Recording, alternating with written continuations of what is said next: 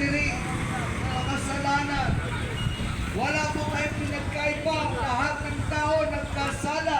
Ang sabi ng salita ng Diyos, for all have sinned.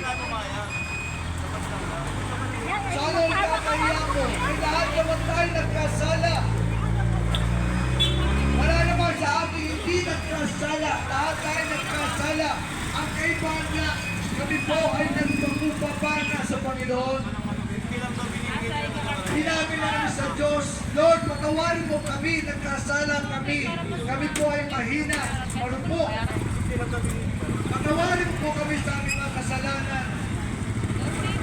Yan po ang pinagkaiba natin. Kami po ay humingi ng tawad sa aming mga kasalanan at pinapasok na namin si Kristo sa aming mga buhay. At si Kristo ang nagbago sa amin. Nagbago sa amin. Hindi ang sarili namin. Ang tao hindi niya kayang paguin ang kanyang sarili.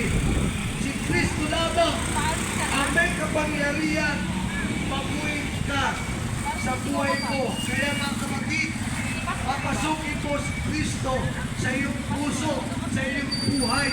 Sapagkat kung hindi, mananatili ka sa buhay na makasalanan. Kapatid, tayo lahat nagkasala sa harapan ng Diyos. Kaya tayo lahat dapat humingi ng tawad sa Diyos.